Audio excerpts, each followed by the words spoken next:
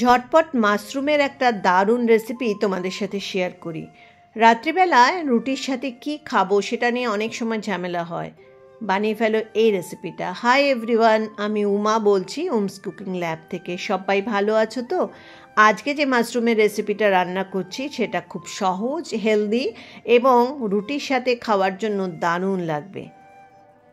ভালো লাগলে লাইক করে দেবে কিন্তু প্লিজ। মাশরুম বাজার থেকে নিয়ে এসে খুব ভালো করে ধুয়ে নেবে, আর একটু মোটা মোটা করে আমি কেটেছি। আর দেখো এখানে দিচ্ছি অলিভ অয়েল 2-3 চামচ, তার মধ্যে শুধু মাশরুমগুলো, এখানে নুন দিইনি, দিয়ে এবার ভাজে নেব। মাশরুম থেকে খুব জল বেরোয়, যতক্ষণ না জলটা শুকিয়ে যাচ্ছে ভাজতে থাকবে। আলাদা পাত্রে আমি অলিভ অয়েল 1-2 চামচ দিয়ে তাতে পেঁয়াজ কুচি বেশি করে দেবে, 2-3টে, আর লম্বা লম্বা করে কেটে রাখা টমেটো আর কাঁচা লঙ্কা দিয়ে এবার হাই ফ্লেমে এগুলো ভাজতে হবে। এবার দেখো মাশরুম থেকে জল বেরিয়ে গেছে আর ভাজাও হচ্ছে একসাথে।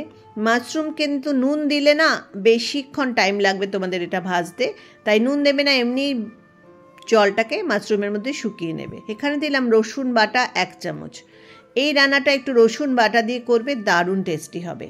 রসুনটা যখন কাঁচা গন্ধ বের হওয়া বন্ধ হয়ে যাবে, এই দেখো মাশরুমটা তখন ভাজা প্রায় হয়ে গেছে, অল্প জল আছে। এই ভাজা মাশরুমটা এবার আমি টমেটো আর পেঁয়াজ আর কাঁচা লঙ্কার মধ্যে দিয়ে দিলাম। পরিমাণ মতো দেব নুন। নুনটা অল্পই দেবে প্রথমে, কারণ আমি এখানে সস ব্যবহার করব। আর ঝটপট বানিয়ে নেওয়ার জন্য, কোনো কিছু খেতে ইচ্ছে করছে না, রুটি দিয়ে রাত্রিবেলা কি খাবে, তখন কিন্তু এটা বানিয়ে নিতে পারো একদম ঝটপট। ভাজা হয়ে গেলে এর মধ্যে দিয়ে দিলাম 2 চামচ 2 টেবিল স্পুন টমেটো সস আর সোয়া সস 1 টেবিল স্পুন।